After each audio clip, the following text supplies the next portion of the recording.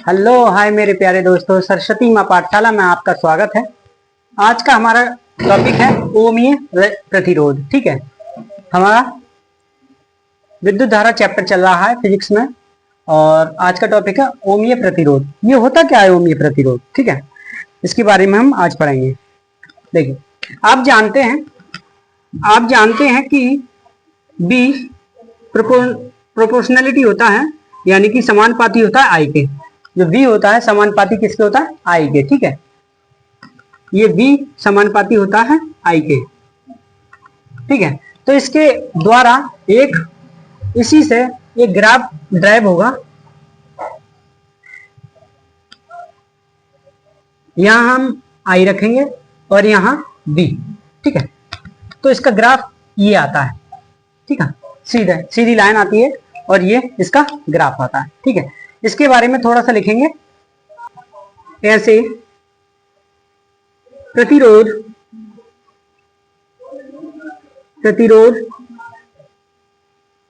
जो ओम के नियम की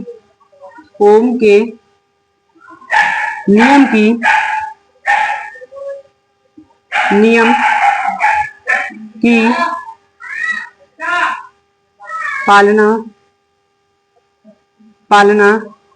करते हैं।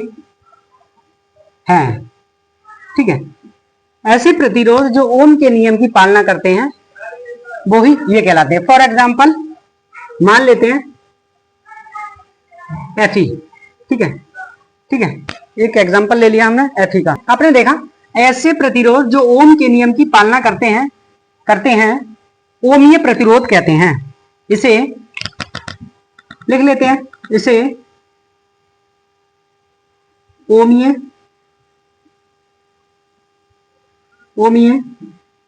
प्रतिरोध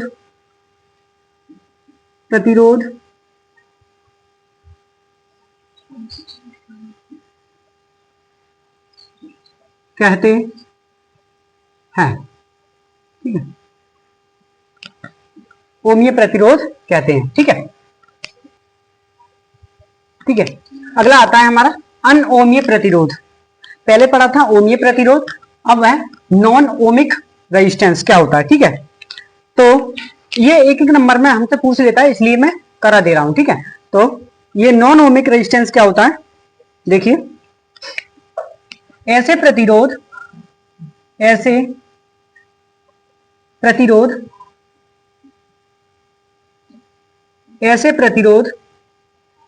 जो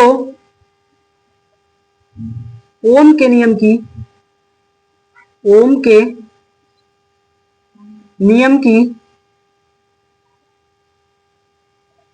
की पालना नहीं करते हैं, यानी कि ऐसे प्रतिरोध जो ओम के नियम की पालना नहीं करते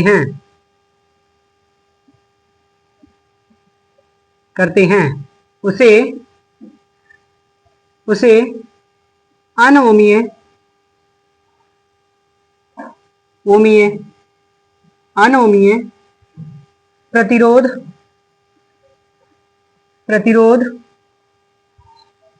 अनओमीय प्रतिरोध कहते हैं। ठीक है, फॉर एग्जांपल इसका भी ग्राफ देख लीजिएगा। ठीक है, देखिए अनओमीय प्रतिरोध का इधर होता है V और इधर ही I होता है। इसका ग्राफ बनता है इस तरीके का। ठीक है, इस तरीके का बनेगा। ये अनओमीय प्रतिरोध है, ये ग्राफ होगा इसका। ठीक है, इसका एक एग्जांपल ले लीजिए, ईजी डायोड। कोई भी डायोड हो सकता है, डायोड। ठीक है, डायोड उतार लीजिए।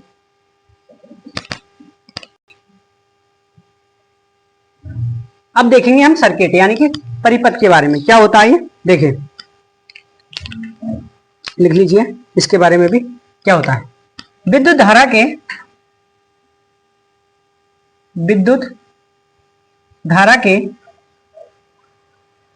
सतत एवं बंद परिपथ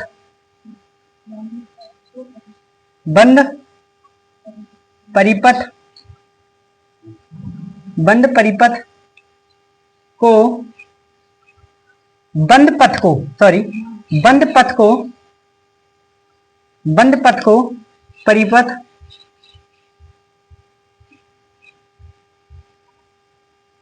कहते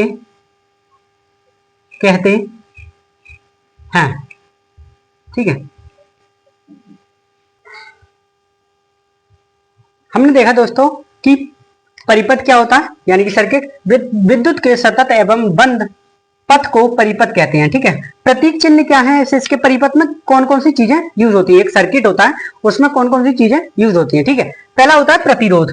प्रतिरोध इस तरीके का होता है, उसे आर से प्रदर्शित करते हैं। किससे प्रदर्शित करते हैं? आर से। ठीक है, दूसरा होता है परिवर्ती प्रतिरोध। परिवर्ती प्रतिरोध तीर है और इससे कनेक्टेड होने वाला प्रतिरोध, यानी कि यह परिवर्ती प्रतिरोध है। ठीक है, फिर होता है तीसरा सेल।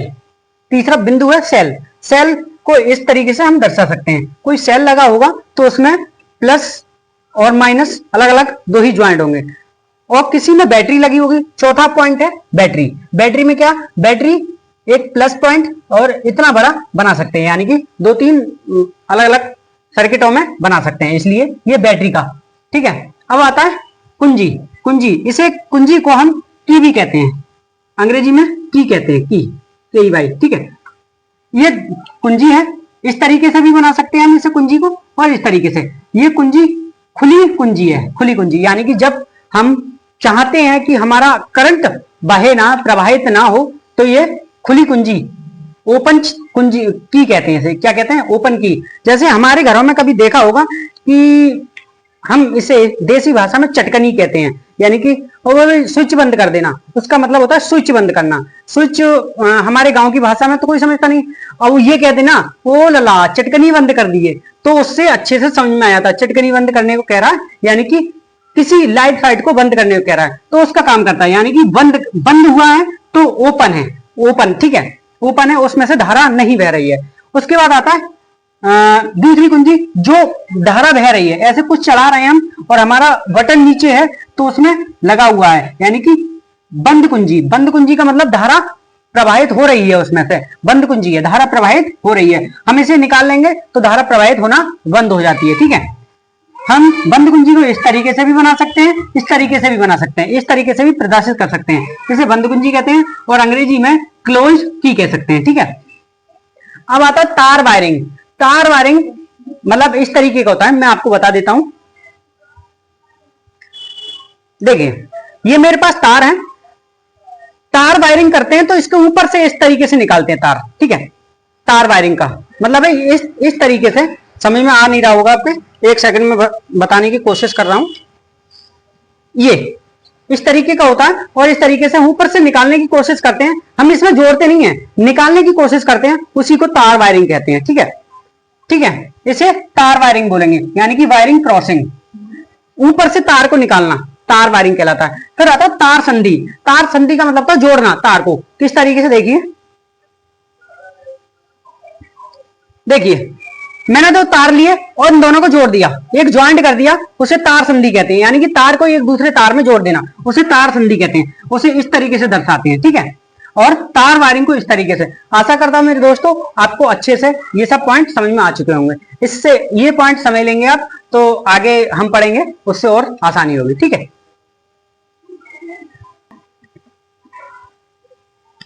अब हमारा अगला टॉपिक आता है प्रतिरोधक का संयोजन। ठीक है, इसे अंग्रेजी में कॉम्बिनेशन ऑफ रजिस्टर कहते हैं। ठीक है, ये होता क्या है?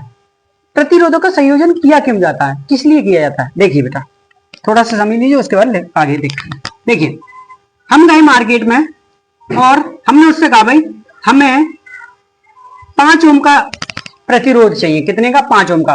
उसने कहा भाई यार मेरे पास 5 ओम का प्रतिरोध नहीं है, एक 3 ओम का प्रतिरोध है और एक 2 ओम का प्रतिरोध है। ठीक है, आपकी मर्जी हो तो ले सकते हैं, अन्यथा कोई बात नहीं। तो उसने कहा मेरे पास एक 3 ओम का प्रतिरोध है और एक 2 ओम का प्रतिरोध है। ठीक है, इतने ही पड़े हुए हैं मेरे पास। यानी कि 3 ओम के 2 ओम के प्रतिरोध, ठीक है। तो जो उसके पास था, यानी कि उपलब्ध था उसके पास, ठीक है। उसने कहा भाई ठीक है, मुझे जो 3 और 2 ओम के प्रतिरोध हैं वो ही दे दो, और मैं मतलब कंबाइन करके उन्हें 5 ओम का बना लूंगा, मैं कंबाइन करके 5 ओम का बना लूंगा, ठीक है। तो उसने 2 प्रतिरोध लिए, कौन कौन से लिए? एक तो 2 ओम का लिया, ठीक है, और एक 3 ओम का लिया, ठीक है, 3 ओम का लिया। उन दोनों को कंबाइन करके उसने 5 ओम का प्रतिरोध बना लिया, ठीक है। तो उसे कहते हैं वांछित प्रतिरोध।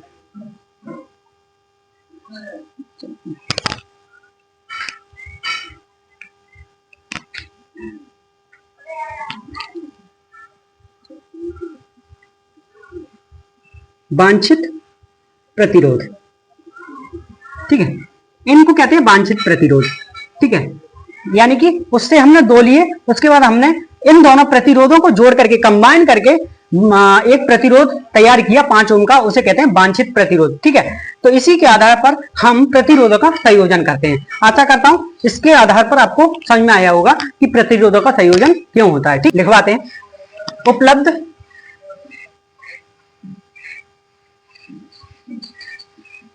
प्रतिरोधों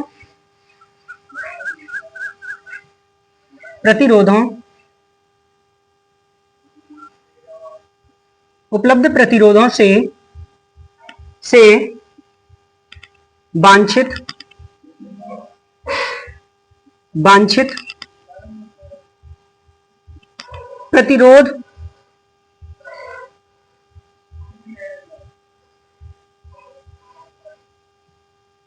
प्रतिरोध को प्राप्त करने के लिए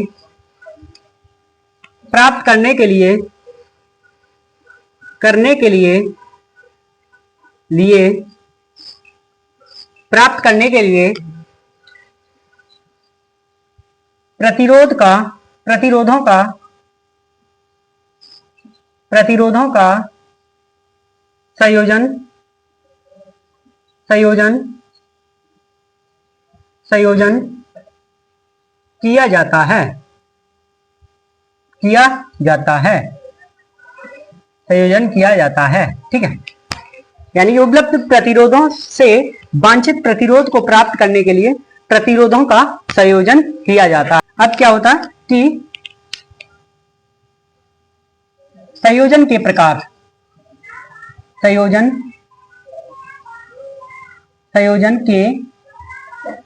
प्रकार, कितने प्रकार से हम संयोजन कर सकते हैं, ठीक है। देखिए, पहला आता है हमारा, पहला प्रकार है श्रेणी क्रम संयोजन। श्रेणी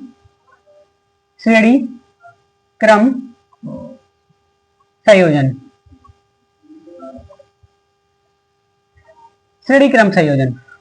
ठीक है।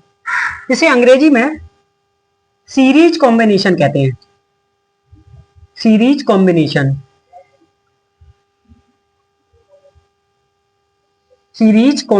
ठीक है। दूसरा आता है पार्श्व क्रम संयोजन,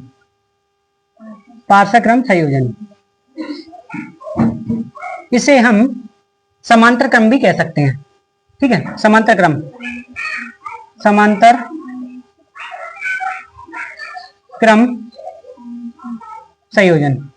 क्रम संयोजन भी कह सकते हैं, ठीक है। इसे अंग्रेजी में पैरेलल कॉम्बिनेशन कहते हैं, ठीक है। अंग्रेजी में पैरेलल कॉम्बिनेशन, ठीक है। फिर आता है मिश्रित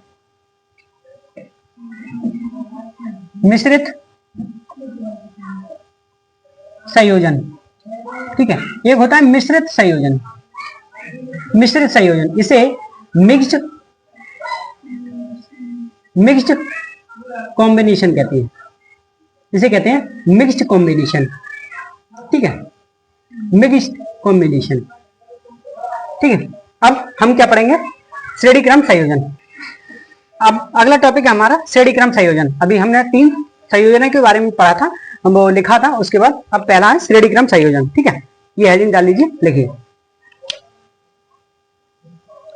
जब प्रतिरोधों को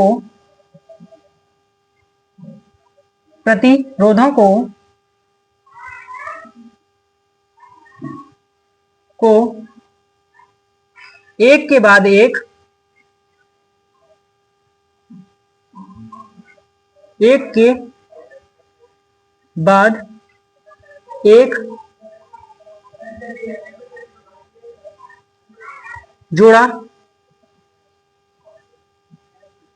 जोड़ा जाता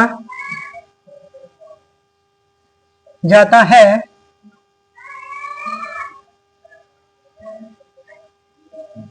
श्रेणी क्रम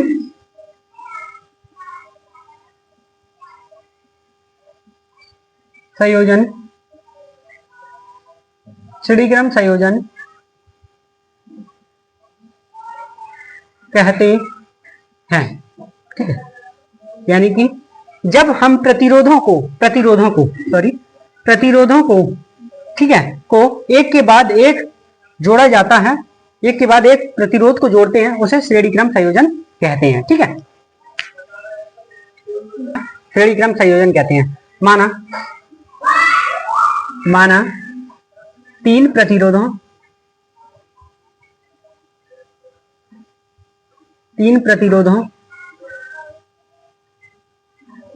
को R1, R2 और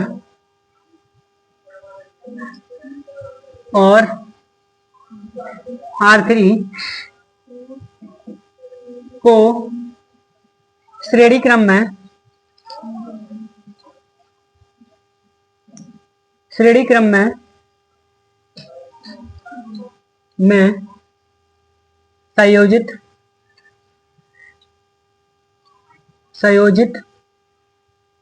संयोजित करते हैं।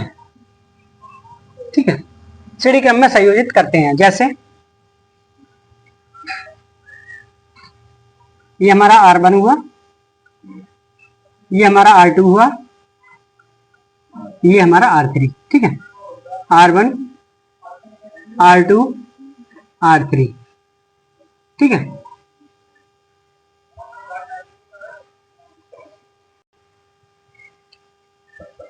हमने श्रेणी क्रम संयोजन को R1, R2, R3 में मतलब जोड़ दिया और उसके बाद एक बैटरी से लगा दिया। ठीक है, एक बैटरी से लगा दिया। कुछ पॉइंट है, नोट है, वो लिख लीजिए। ठीक है, नोट करके नीचे लिखिए। नोट, यहां जगह हो आपके वहां लिख सकते हैं। ठीक है,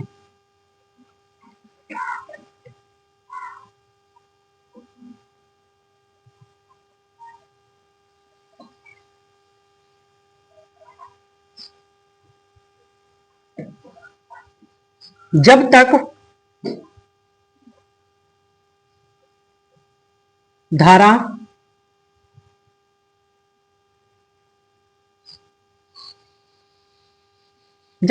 रास्ता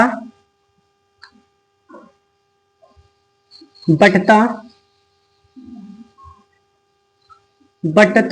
नहीं है, जब तक रास्ता बंटता नहीं है धारा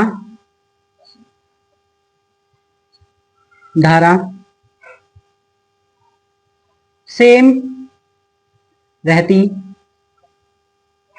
है।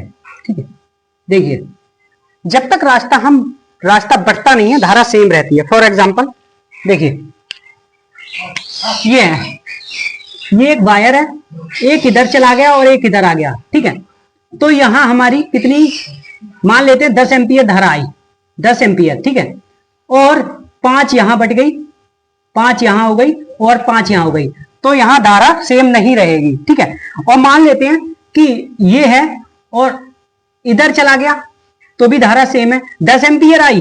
ठीक है, तो 10 एम्पियर यहां भी हो गई, तो धारा यहां सेम रहेगी। ठीक है, यानी कि रास्ता दो बट जाए, यानी कि दो रास्ते में हो जाए तो धारा चेंज हो जाती है, बदल जाती है।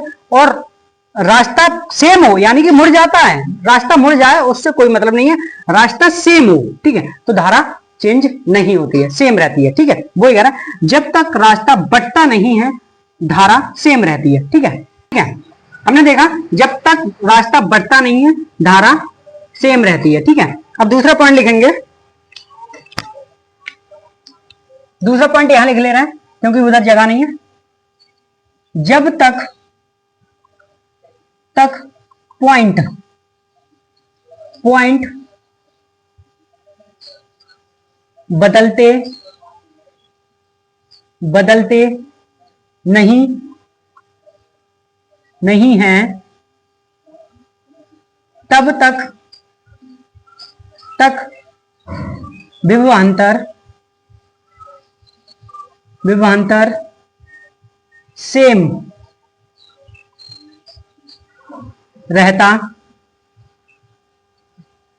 रहता है। ठीक है, ये दो पॉइंट लिख लेना।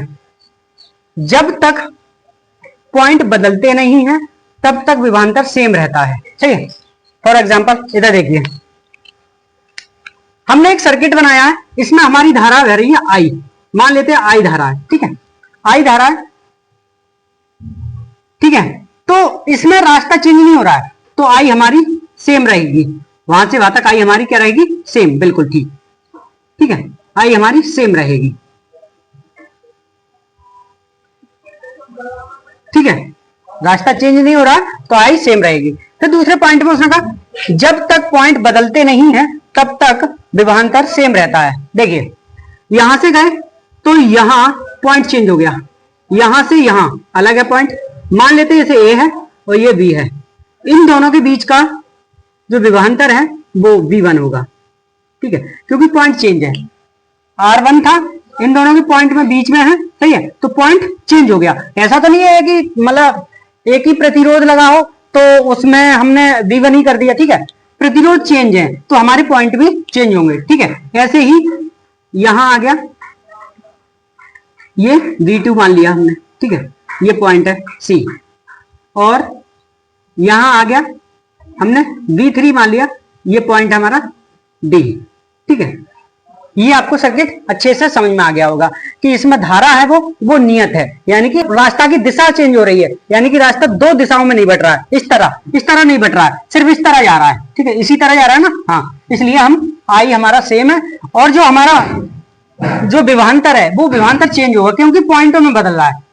R1 था, यहाँ पे 2 पॉइंट हो गए, R2 था, यहाँ पे 2 पॉइंट हो गए, R3 था तो यहाँ पे 2 पॉइंट हो गए। ठीक है, तो यहां से R1 से R2 तक गया तो विभवांतर, R2 से वो B पॉइंट से C तक गया तो B2 विभवांतर, और C पॉइंट से B तक गया तो B3 विभवांतर। ठीक है, उतार लीजिए। अब इसके बराबर में एक तुल्य सर्किट बना देते हैं।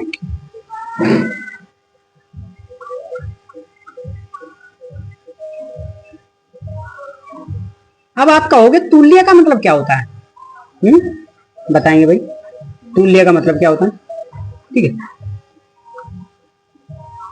देखिए तुल्य का मतलब वो होता है जैसे 3 लोग एक काम को 3 दिन में कर रहे हैं, सही है, और वो ही काम अकेला व्यक्ति उस काम को पूरे को 3 दिन में कर दे तो वो तुल्य कहलाता है, यानी कि उनसे ज्यादा ताकतवर। ठीक है, उनके बराबरी का काम करे उसे तुल्य प्रतिरोध कहते हैं। ठीक है, उसे क्या कहते हैं? तुल्य प्रतिरोध,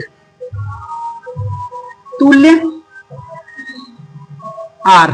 ठीक है, तुल्य आर से दर्शाते। ठीक है, और अब देखिए यहां करंट तो आई जा रही है, करंट क्या जा रही है? आई।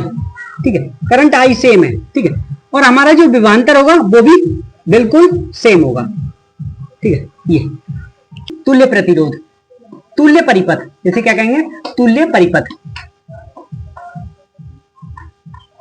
ठीक है, देखिए अब क्या देखेंगे हम कि प्रथम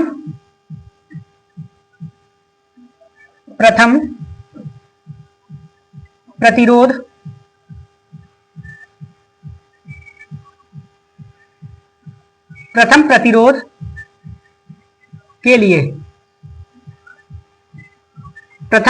के लिए, ठीक है, क्या देखेंगे?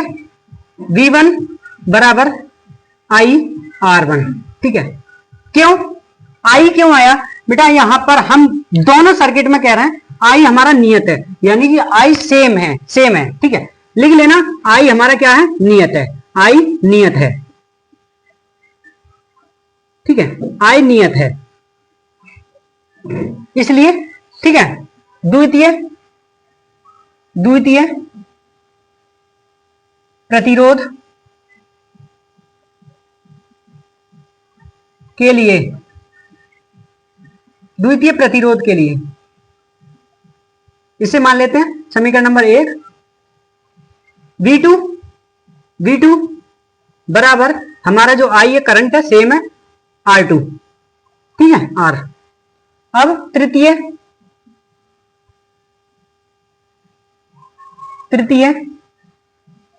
प्रतिरोध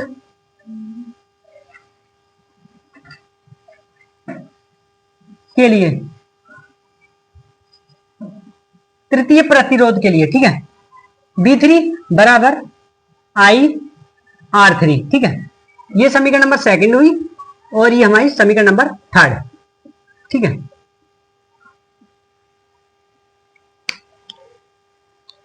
ठीक है,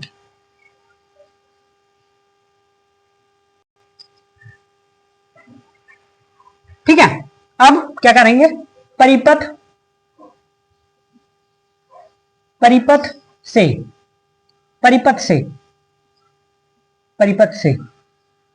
B बराबर V1 plus V2 plus V3, ठीक है। अब इन सब की वैल्यू रख देते हैं समीकरण 1 व 2 व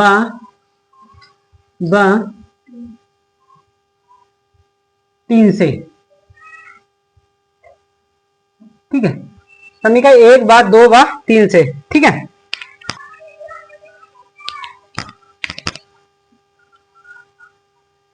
जो हमारा B है वो ये है, ठीक है। तो तुल्य प्रतिरोध, तुल्य ये क्या है हमारा, आया आई आर, ठीक है, बराबर V1 की रखेंगे, V1 क्या ये, ठीक है, आई R1, ठीक है, V2 प्लस आई R2, V3 प्लस आई R3, ठीक है।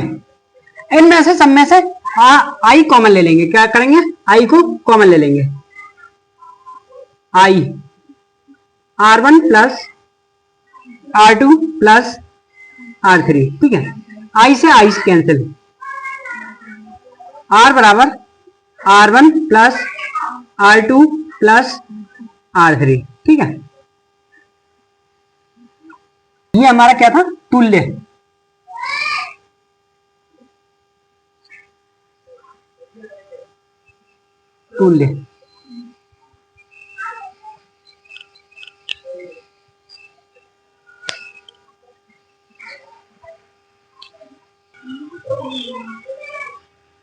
अब देखिए आगे क्या है, n प्रतिरोधों के लिए निकालें तो तुल्य R1 plus R2 R3 dash dash dash Rn तक ले जाते हैं, ठीक है। ये n प्रतिरोधों के लिए निकालते हैं, ठीक है, ये n प्रतिरोधों का सूत्र है, ठीक है।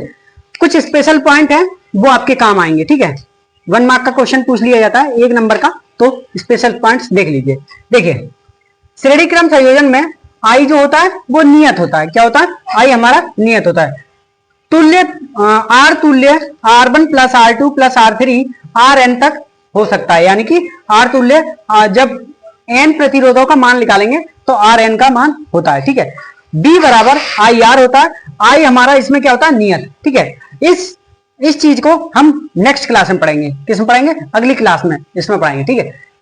चौथा है श्रेणी क्रम संयोजन में तुल्य प्रतिरोध सभी संयोजित प्रतिरोध में सबसे बड़े से भी बड़ा आता है। जैसे फॉर एग्जांपल देखिए ये है 1 ओम 2 ओम 3 ओम, अब ये सबसे बड़ा है, इससे भी बड़ा जब सब तीनों को जोड़ेंगे तो सबसे बड़ा आता है, ठीक है, क्योंकि हम श्रेणी में जोड़ रहे हैं, यानी कि एक लाइन में जोड़ रहे हैं, इसलिए सबसे बड़ा आता है, बड़े से भी बड़ा, ये सबसे बड़ा है इसमें और इससे भी बड़ा आता है, ठीक है।